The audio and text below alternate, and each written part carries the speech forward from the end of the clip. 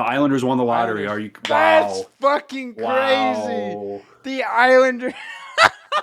They My moved up God. 9 spots. Oh my God. That is a game changer for the Islanders. The GM's sitting there laughing his ass off. Interim GM's just laughing. Dude, he's like,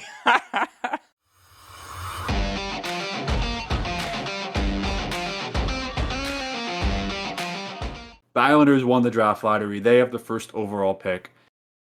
San Jose has the second overall pick. Chicago has the third, and Utah has the fourth.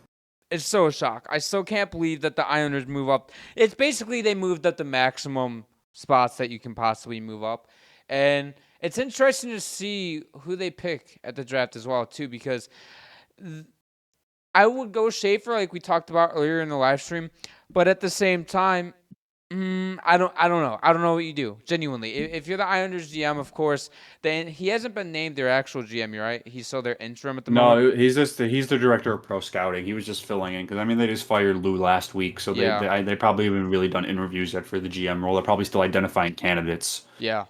So I That's mean, whoever is going to be that GM is gonna get a first overall pick right away, which I think this is really big for the Islanders because they were a team that were desperately in need of some young talent to come in and help kind of retool that roster. And now you get a potential franchise defenseman in Schaefer. Like I don't think it would even be out of the question though for the Islanders to take a center too, like Michael Misa or James Hagen's there at 1-2 because you can move Barzell over to the wing. He can play wing center, doesn't really matter. And then you could potentially get like a really good guy to play on a first line with him. I really because you got to remember they do have Noah Dobson back there on defense, who's their number one defenseman. But I mean, they're really going to have their pick cream of they pick whoever they want. So they're in a really good spot right now to get whoever player they think is the best to help them right now. whoever's the top of their draft board, they'll take. And Yeah. that you brought up a good point there. They have no adoption. They have a pilot. They have a couple other guys that I'm sorry, I can't name them off the top of my head at the moment. I mean, looking at their younger defensemen, they do have Alexander Romanov, Noah Dobson, Adam Pellick's 30, but he's long term. Ryan Pulak's on the long term deal as well. So I mean, I could see them picking Schaefer, but yeah, center. Their forward core is quite old as well. I mean, Barzell is still one of their younger players at 27. Their average age for their forward core is 29, according to cap wages right now. They do have a couple UFAs in that bottom 6, but you got Bor Horvat, locked up long term. Anders Lee is getting older. Kyle Palmieri, pending UFA going to this summer. Maybe he returns. He is 34 years old as well.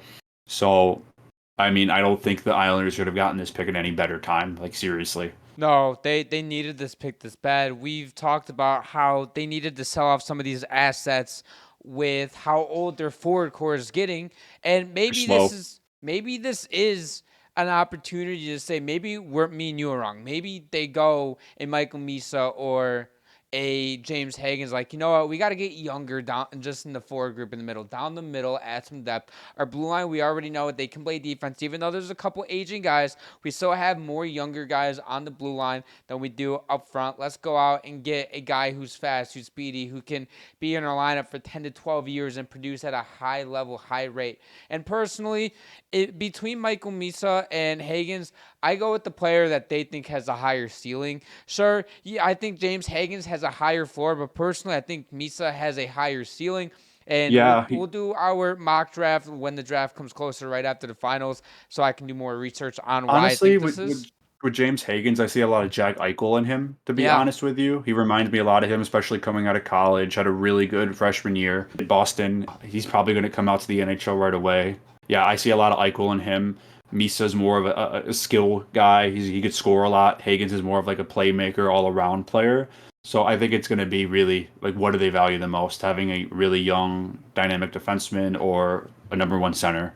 Yeah, and that's what it's going to come down to. I will say, though, like, number one defensemen are really hard to come by. They are really hard to come by. And this is going to be one of their only chances at the first overall pick unless they fucking suck next year, which I don't think they're going to be that bad. I don't know if there'll be a playoff team next year unless they got a lot of work to do. Yeah. But this definitely helps them because, also if they do end up taking Schaefer, it usually takes a rookie defenseman a few years to kind of get going in the NHL. Most of them aren't just year one, they're studs. Not everyone's going to be like Lane Hudson and have an incredible rookie year like that.